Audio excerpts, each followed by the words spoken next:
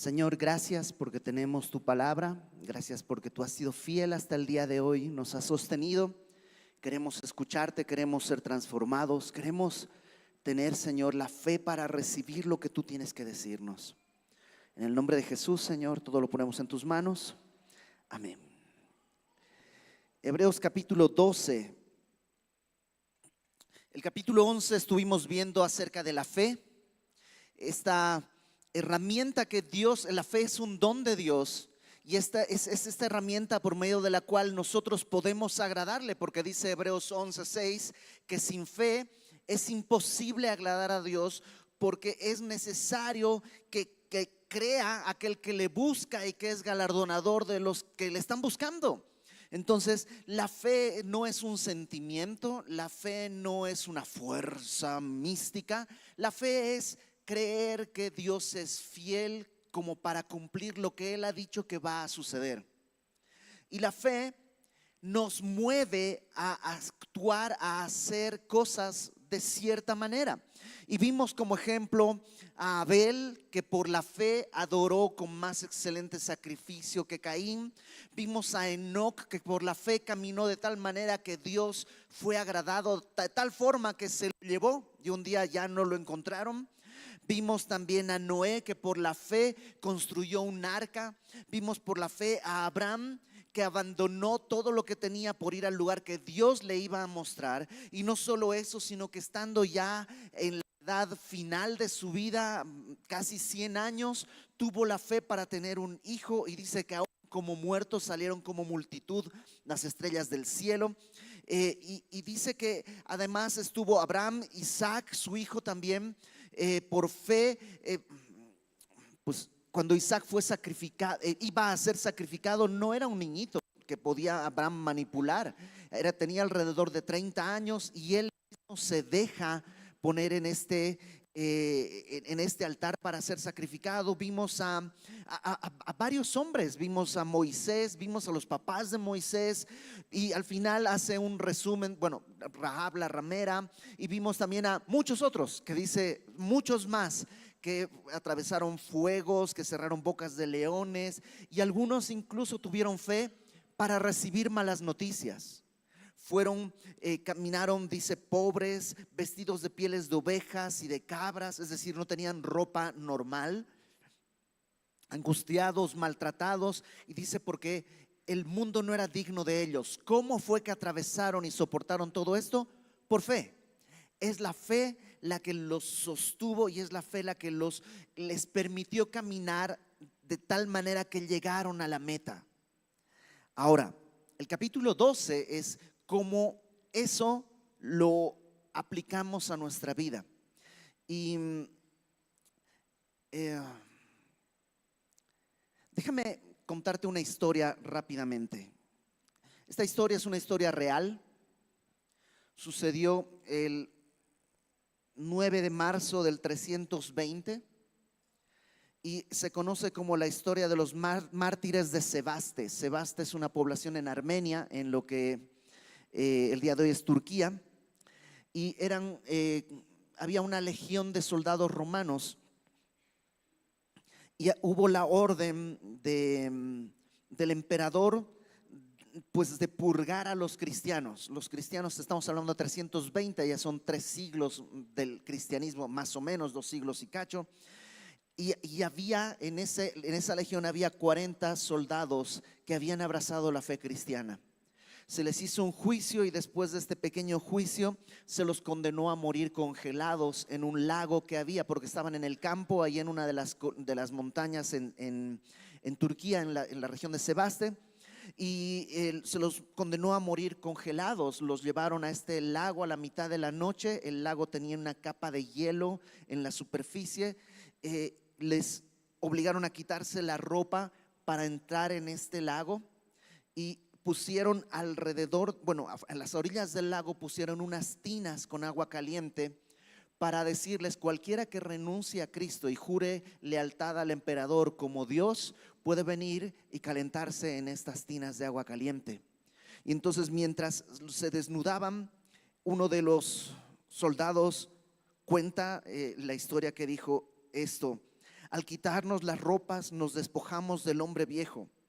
El invierno es duro, pero el paraíso es dulce. El frío es fortísimo, pero la gloria de Dios será más agradable. Y empezaron a entrar al agua y uno de ellos gritó: por esta noche de hielo conquistaremos el día sin fin de la gloria en la eternidad feliz. Se abrazaron esos 40 hombres en medio de la noche, del invierno y el frío, en un lago congelado, y solo se escuchaba que gritaban: 40 soldados para Cristo. 40 soldados para Cristo. El centurión que estaba ahí cerca les decía: ¿por qué son tan tontos? Solo tienen que decir: Dios es el emperador es Dios, y aquí tienen agua caliente, no sean tontos, vengan para acá. Y ellos gritaban: 40 soldados por Cristo. Hasta que a la mitad de la noche uno de ellos no pudo más y salió corriendo y se metió a una de esas tinas de agua caliente. Y entonces los otros solo volvieron a abrazarse y gritaron: 39 soldados para Cristo. El centurión, al ver esta escena, conmovido por lo que estaba pasando, se quitó la ropa, se metió al lago y gritó: 40 soldados para Cristo. Estas escenas son comunes en la historia. Esto sucedió. ¿Y cómo fue que sucedió? Por fe. Consideraron que lo que Dios ofrecía era mejor que lo peor que el mundo podía darles. Entonces, esos hombres ahora van a afectar la vida de nosotros en el capítulo 12. Fíjate, capítulo 12 dice: por tanto, o sea, ya que vimos cómo la fe puede producir todo esto en hombres normales. Las semanas pasadas vimos que son hombres, personas normales, personas con pecado, personas imperfectas. No eran superhombres, no eran inmaculados, no eran perfectos, eran como cualquiera. Solamente tenían una cosa: fe. Esa fue la única diferencia. Y entonces dice: por tanto, por todo esto que acabamos de ver, nosotros también, teniendo en derredor nuestro tan grande nube de testigos, despojémonos de todo peso y del pecado que nos asedia. Entonces, ¿qué es lo que dice? Por tanto, nosotros también. Porque nosotros también somos hombres comunes. Porque nosotros no somos especiales, ni poderosos, ni más santos, ni más grandes, ni más fuertes, ni más puros. Pero también tenemos acceso a lo mismo que tuvieron ellos: fe. Hemos recibido la palabra de Dios, hemos creído el evangelio. Por tanto, nosotros también debemos, ¿qué cosa? Aferrarnos. Y dice: teniendo en derredor nuestro tan grande nube de testigos. Tradicionalmente se dice como que estos testigos están alrededor, como en una especie de estadio, ¿no? de coliseo. Porque aquí el escritor de esta carta está haciendo referencia a uno de estos juegos, como los Juegos Olímpicos o así. Entonces parecería que todos los testigos están alrededor mirándonos, pero no parece que esto sea lo más correcto, porque en la Biblia no hay ninguna mención de que los que han muerto nos puedan ver de alguna manera. Yo sé que se dice de manera muy romántica, ¿no? Ya partió fulanita, sí, pero desde el cielo te está mirando. Créeme, cualquiera que llegue al cielo no va a tener ganas de ver nada de lo que hay acá. Estando Jesús enfrente, o sea, por supuesto que no vas a tener deseo de ver nada acá. Ahora, entiendo la idea, ¿no? Entiendo como el simbolismo, entiendo como esta imagen. El problema es que el contexto no es ese. El contexto no es que ellos nos están mirando, sino lo que nos está diciendo es: nosotros miremos, tenemos una nube grande de testigos. La palabra testigo en el idioma original es mártir. Y hoy día conocemos como mártir a aquel que da su vida por la fe, ¿no? Eso es para nosotros un mártir. Pero ese significado se fue sumando después. El principal significado de mártir originalmente era testigo, y es normal, las palabras evolucionan. Un mártir era aquel que daba testimonio de algo. Lo que pasa es que los testigos de Cristo poco a poco fueron caracterizándose porque dieron su vida por su testimonio, y por eso mártir pasó a llamarse esta idea de alguien que se entrega a la muerte por su fe. Pero lo que está diciéndonos acá es que nosotros tenemos estos testigos. Entonces, ¿tienes problemas familiares? Ahí está José. José tuvo problemas familiares. Te han estafado, ahí está Jacob. Tienes, o sea, cada cosa que tú y yo enfrentemos, tenemos una nube de testigos para poder mirar y ver cómo ellos lucharon con lo mismo que tú y yo luchamos. Sí han cambiado algunas cosas, pero la esencia no es distinta. Tenían problemas familiares, ellos tenían, nosotros también. Tenemos problemas económicos, ellos también. Tenemos problemas con nuestros vecinos, ellos también. Tenemos problemas de angustia, ellos también. O sea, no ha cambiado la necesidad humana, y la receta y la fuerza de Dios para rescatarnos tampoco ha cambiado. La receta sigue siendo la misma: cree en el Señor, confía en Dios, ten fe. Entonces tenemos esta gran nube de testigos, y por esta gran nube de testigos dice: nosotros, número uno, despojémonos de todo peso. Y aquí hace dos cosas: todo peso y del pecado que nos asedia. Entonces el peso no es pecado. El peso son aquellas cosas que sin ser pecado nos estorban. Podría ser dos cosas. Por un lado, nuestro propio peso, ¿no? Yo cuando era adolescente jugaba fútbol, hacía natación, y hacía ballet y hacía mucho ejercicio. El día de hoy, hace unas semanas, olvidamos un libro en la casa y salí de donde dejamos el coche hasta la casa, que deben ser 10 metros, y casi me muero. Uno, el peso, ya no peso lo mismo. Y cualquier jugador, cualquier atleta olímpico cuida su peso. Espiritualmente, a veces subimos de peso. Ojo, físicamente subimos de peso y no es pecado. O sea, pues una coquita, pues un pancito con dulce de leche, en los dos panes, ¿no? Con su cafecito con crema y azúcar, ¿no?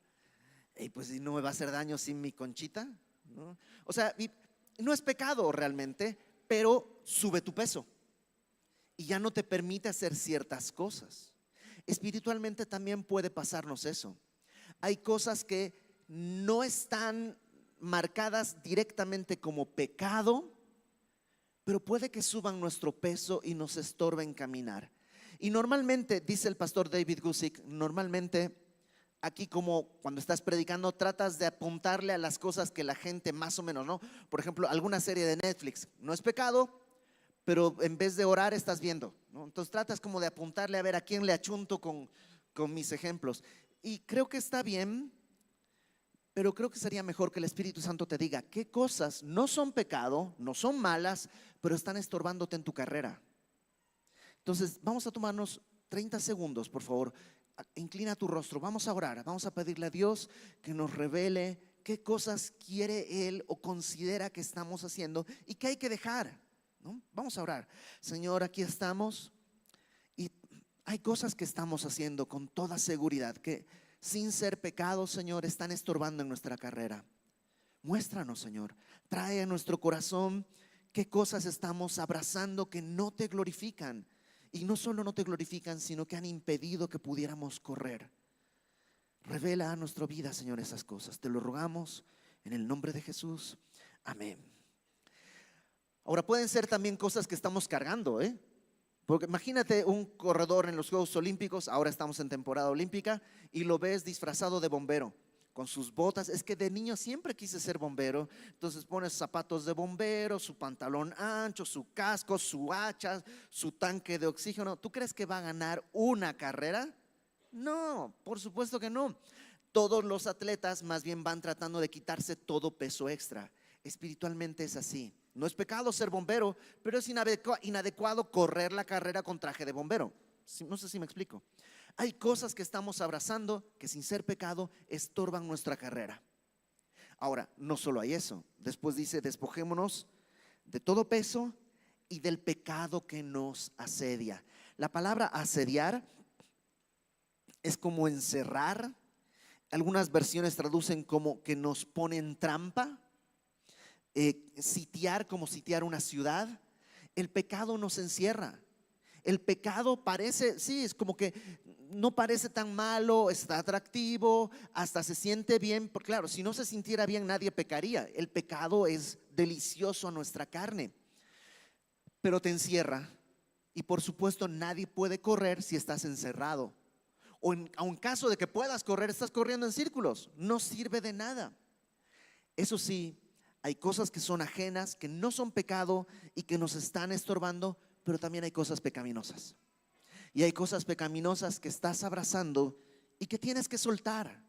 Y que hay cosas que hay momentos en que tú estás fracasando por el peso y o por el pecado. Entonces, ¿qué te parece si oramos una vez más? Y ahora le pedimos al Señor que si hay pecado en nuestra vida, que sí hay, nos dé fe para soltarlo. Porque el pecado nos da la impresión que lo necesitamos, pero en realidad es falso. Vamos a orar. Señor, tú conoces nuestra vida. Nada está oculto de nosotros delante de ti. Y tú nos has visto no solo ser seducidos por el pecado, sino caminar y correr hacia el pecado una y otra vez. Trae a nuestro corazón esta convicción de poder renunciar, soltar, despojarnos de este pecado para poder correr esta carrera que tú nos has dado por delante, Señor. Ponemos todo en tus manos. Trae tu Espíritu Santo sobre nosotros para tener la fuerza de abandonar y soltar. Y si hay algo que debemos confesar, Señor, permítenos hacerlo para ser libres como tú lo has mandado. En el nombre de Jesús, amén. Entonces despojémonos de todo peso y del pecado que nos asedia y corramos. Que ahí está el otro problema. A veces nos despojamos del peso, nos despojamos del pecado y nos quedamos quietos. Es que la gracia de Dios es la que tiene que hacer la obra. Y hay algo muy extraño, hay algo muy misterioso que ya lo hemos visto antes. Y es que sí, Dios hace la obra y nadie más que Él la puede hacer. Eso es cierto, es su obra, su poder, su espíritu en mí. Pero de alguna manera es algo que yo también tengo que hacer. Lo decíamos hace algunos años cuando estudiábamos Gálatas. Ya que el fruto del amor es un fruto, yo no puedo producir una manzana, pero puedo sembrar una semilla.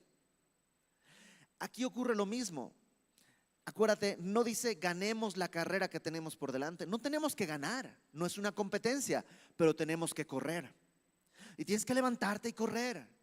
Y hay días que vas a correr 1 metro en ese día, porque nunca te has sentido agotado, espiritualmente agotado, que tú dices nomás, o sea, un pasito y ya. Pero un pasito es suficiente.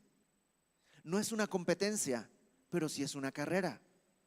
Y ¿de qué te sirve despojarte de todo peso y de todo pecado si no estás dispuesto a correr? Y el correr requiere esfuerzo, requiere que te levantes y corras. No en tus fuerzas, en la gracia de Dios, sí, pero necesitas correr. Necesito correr. Entonces dice, corramos con paciencia. Ay, en serio, yo quisiera haber terminado ya la carrera hace años. Hay cosas con las que batallo que digo, Señor, ¿por qué? Tenemos un grupo de los pastores de WhatsApp y a menudo nos hacemos clips de nuestras prédicas, ¿no? Entonces hay algunas que parece que alguien está bailando y Lenin con la guitarra y así, ¿no? Recién me hicieron un clip porque fui a predicar a Semilla de Mostaza Vaz y estaba hablando que como Pablo se siente en esta angustia del pecado que lo rodea y dice, ¿quién me librará de este cuerpo de muerte? Porque nunca te has sentido así, Señor. Bueno, ¿quién me librará de este cuerpo de muerte? Es la manera elegante de decir ¡ah! Entonces tengo un clip donde yo digo ¡ah! ¡ah! ¡ah! Y me pasa a menudo. Hay cosas de mi vida que yo digo, ¿cuándo voy a aprender, Señor? ¿Hasta cuándo? Porque en verdad quiero. Pablo dice, lo que quiero hacer no hago y lo que no quiero hacer hago. ¿Quién me librará de este cuerpo de muerte? Y Dios dice, con paciencia, corre. Yo lo voy a hacer. Corre. Pero la única manera en la que tú dejes de pecar es que yo te traiga. y todavía no es el tiempo. Entonces corre con paciencia. Y dice, la carrera que tenemos por delante. ¿Te acuerdas que Pablo decía, dejando lo que queda atrás, me extiendo hacia adelante, hacia la meta del supremo llamamiento en Cristo Jesús? Dejar atrás implica, ok, sí la regué esta mañana, sí la regué ayer, sí la regué ayer por la tarde, sí la regué ayer por la mañana, pero todavía no le he regado el próximo minuto. Déjame llegar. Ok, quiero seguir adelante. A lo mejor el próximo minuto no la riego. A lo mejor la próxima hora no la riego. A lo mejor este día entero no meto la pata. Yo quiero seguir corriendo. Y si me vuelvo a equivocar, pues vuelves a correr hacia adelante. Pablo, o el escritor de esta carta, no dice chécate cuánto has corrido, no dice chécate cómo están corriendo los demás. Tú solamente corre con paciencia. La palabra paciencia la puedes traducir con perseverancia. No dejes de correr. No dice correr rápido. A veces solo necesitas correr de a poquito, de a pasito.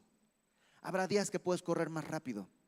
Hay gente que le es más fácil subir una cuesta, hay gente que le es más fácil la carrera plana, hay gente que le es más fácil ir de bajada. Depende del terreno. Es una carrera, no es una carrera llana, es una carrera con obstáculos, pero corre con paciencia la carrera que tenemos por delante. Verso 2. Puestos los ojos en Jesús. Ahora, mirando a Jesús no quiere decir que Jesús solamente es nuestro ejemplo moral. ¿Jesús es un gran ejemplo moral? Sí, pero no es solo un gran ejemplo moral. ¿Estás de acuerdo que hay gente que no conoce al Señor y dice, no, yo sí admiro mucho a Jesús, sí es mi gran maestro? Ajá, es su maestro moral, pero no es solo eso. Dice que Él es el autor y consumador de la fe. Él es el que genera, el autor, y es el que consuma, el que lleva al final. ¿Te acuerdas que Pablo decía, el que comenzó la buena obra en nosotros, Él la va a llevar a término? Él es el autor, el que comenzó, y Él es el que va a llevarla a término, a la consumación. Él es el autor y consumador de esto que nos dio, de la fe que nos puede salvar, pero que no solo nos salva en un momento en la historia. En septiembre de 1999 yo fui salvo.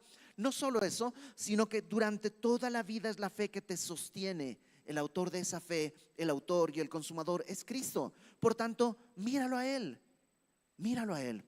Él es el autor y consumador de la fe. Vimos varios ejemplos en el capítulo 11. Pero esos ejemplos solo sirven para apuntarnos a Cristo. Es a Cristo a quien tenemos que mirar. Puestos los ojos, esto es, enfocados en Él. No es como quien mira nomás. Tienes que enfocar, mirar como alguien que va a disparar una flecha y está mirando el blanco. Así, puestos los ojos en Jesús, el autor y consumador de la fe. Y si lo miramos, ¿qué es lo que vamos a ver? Bueno, su ejemplo. Mira lo que dice. El cual, Jesús, por el gozo puesto delante de Él, Él también miraba hacia adelante a un gozo. ¿Cuál era el gozo del Señor? La gloria de Dios. ¿Cómo Dios se iba a glorificar rescatando personas como tú y como yo? La gloria de Dios al usar gente imperfecta para animar, sostener, consolar y edificar a otras personas imperfectas. De tal manera que Él es el glorioso, Él es el santo y el que santifica, Él es el que inicia y el que termina. Ese gozo es lo que tenía Jesús enfrente. Y Dios ha puesto gozo delante de nosotros también. No en esta tierra necesariamente. En esta tierra hay cosas felices, pero hay un gozo más grande. Por eso dice, ponte a ver a Jesús. Mira, Él miraba más allá de acá. Él miraba más adelante. Él tenía un gozo puesto que produjo un efecto. Versículo 2 dice, por el gozo puesto delante de Él, sufrió la cruz. La palabra sufrir ahí literalmente es permanecer debajo. No no escaparse, sino permanecer debajo. Por supuesto, la cruz no fue gozosa. La cruz no fue un asunto de felicidad. Él mismo, porque la cruz no solo es el dolor físico, representa la carga de nuestros pecados sobre Él mismo. En Getsemaní Jesús dice, si se puede esta copa no la quiero beber. Pero por el gozo puesto delante de Él, dijo, pero se haga tu voluntad, no mi voluntad.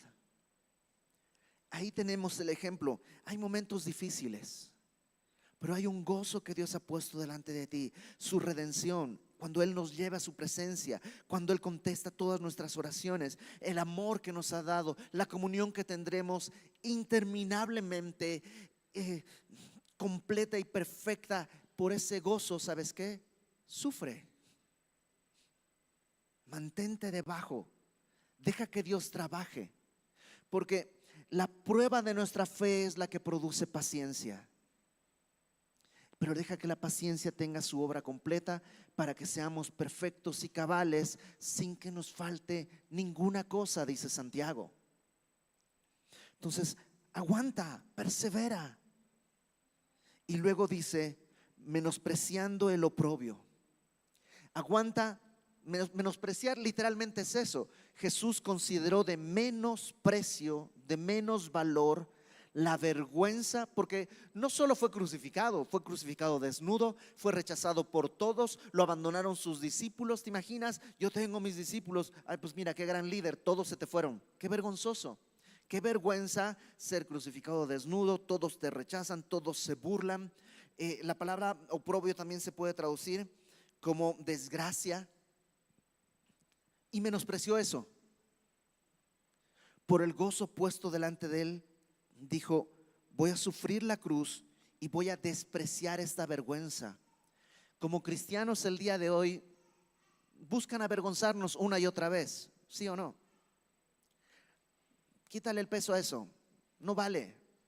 Menosprécialo con tal de abrazar otra cosa más alta. Sigue adelante. Y se sentó a la diestra del trono. Fue a la gloria. En Apocalipsis, que estudiaremos pronto, en los capítulos 2 y 3, una y otra vez repite, al que venciere, al que venciere. Y en cada vez que lo dice hay un contexto distinto, pero la idea general es esta. Hay algo que tenemos que hacer, Él va a hacer la obra, pero tenemos que correr. Y al que venciere, también nos sentará en su trono. Vamos a estar con Él. Entonces, habiendo visto esta gran nube de testigos, ahí tenemos un menú muy grande para fortalecernos. ¿Sabes qué? Número 1, despójate de todo peso. Aquellas cosas que sin ser pecado están estorbando tu carrera.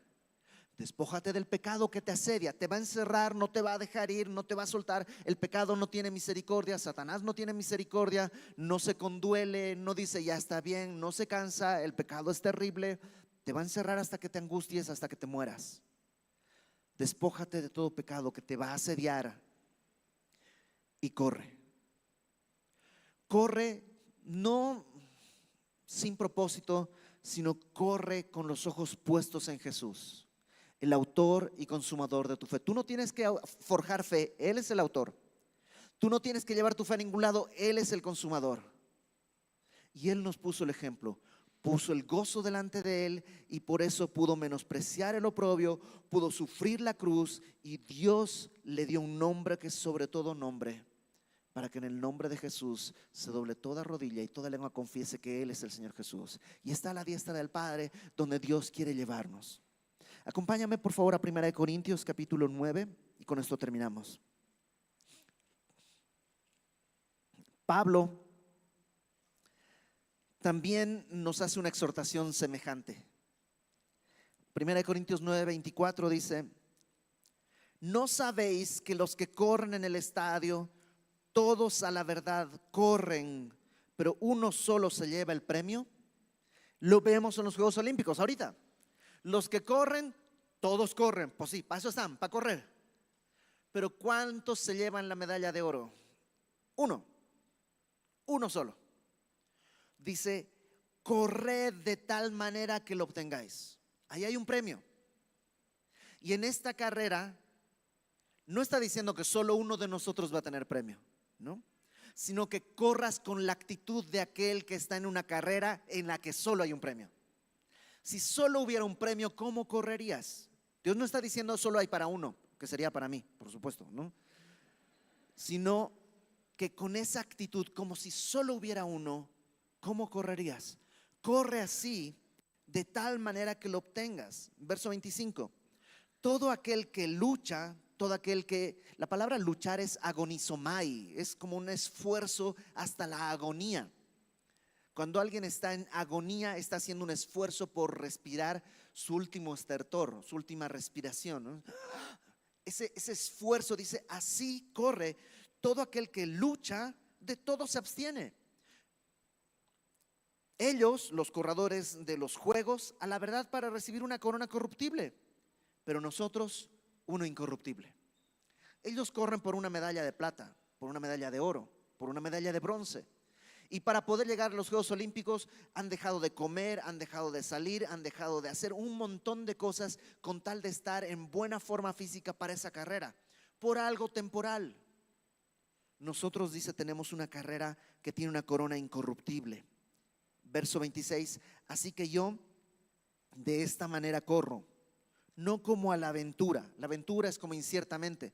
O sea, no estoy paseando. Todo corredor sabe que sale de este lugar y tiene que llegar a esta meta. No, a ver, tú corre en el estadio por donde quieras. Ahí va. No, no están paseando. De aquí a la meta y corren.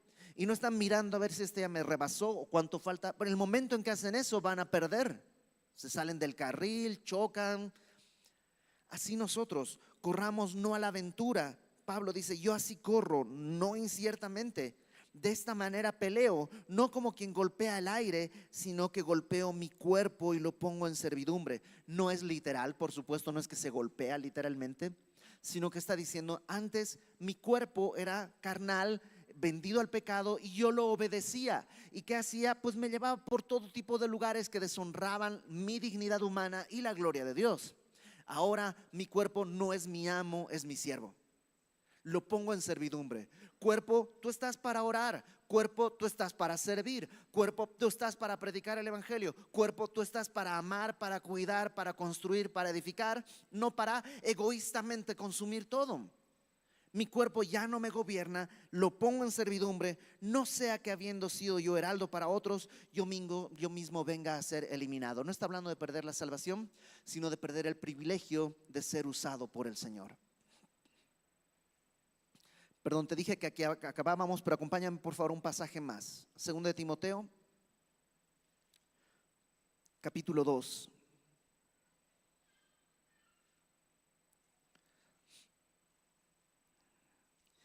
Segunda de Timoteo 2:1 dice, tú pues, hijo mío, esfuérzate en la gracia que es en Cristo Jesús. Esto es curioso, porque si es gracia, ¿por qué hay esfuerzo? Porque ya te dije, es un misterio.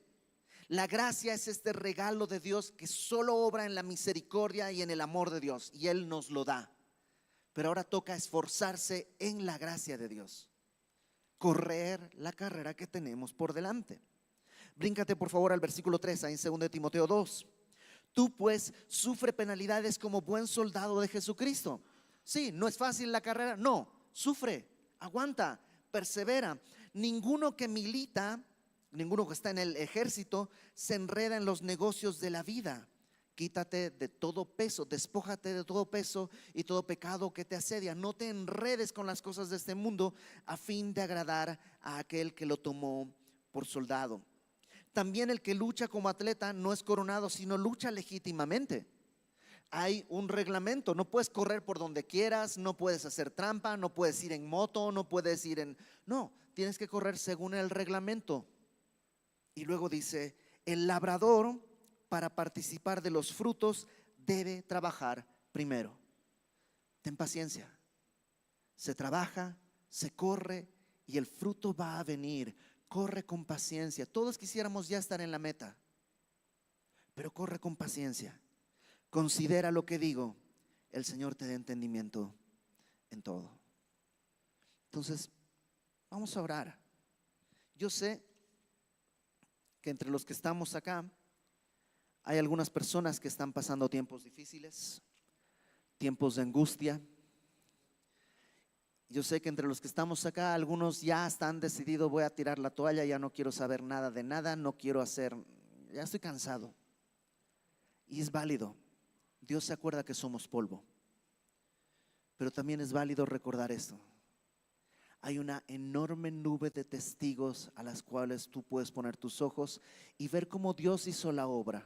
Y no son mejor que tú, no son más grandes, más fuertes, no son más puros. Solamente tienen fe. Y tú puedes, a través de ellos, de ese ejemplo que está en la palabra, por eso necesitamos considerar siempre la palabra de Dios. Ahí están esos ejemplos. Considerando eso, poder ver a Cristo. Y ver a Cristo como Él, por el gozo puesto delante de suyo, sufrió la cruz, menospreció el oprobio, y el día de hoy está sentado a la diestra donde quiere llevarnos. Así que amárrate las agujetas, la carrera no ha terminado. No tienes que ganar la carrera, nomás tienes que correr. El Señor va a hacer su obra. Vamos a orar. Señor, gracias porque nos has dado el privilegio de estar en esta carrera y de tener la camiseta de tu equipo, Señor. Pero aquí estamos muchos cansados, angustiados. Danos fe, Señor, como tuvo Enoc, Abel, Abraham, que no recibieron lo prometido, pero corrieron hasta la meta. Así, Señor, así como ellos tropezaron, así hemos tropezado. Pero así como les levantaste, levántanos, Señor. Corre con nosotros al paso que podamos ir, Señor, pero no nos sueltes. Yo te ruego, Padre, que tu Espíritu Santo venga sobre cada uno de los que estamos acá. Llénanos, bautízanos con tu Espíritu. Danos esa fuerza que necesitamos, que urgentemente necesitamos. Quita nuestros ojos de cualquier otro lugar y que los podamos poner en ti. Que el estorbo que tenemos para seguir corriendo, sea cual sea, lo podamos dejar a un lado. Podamos abrazarnos en fe de ti, puestos los ojos en ti, Señor. Y que así tú seas exaltado. Gracias porque eres bueno, porque eres fiel, porque nos escuchas. Y tú has dicho que si pedimos conforme a tu voluntad, tú harás esto. Pedimos conforme a tu voluntad el día de hoy. Haz tu obra en nosotros, Señor. En el nombre de Jesús. Amén.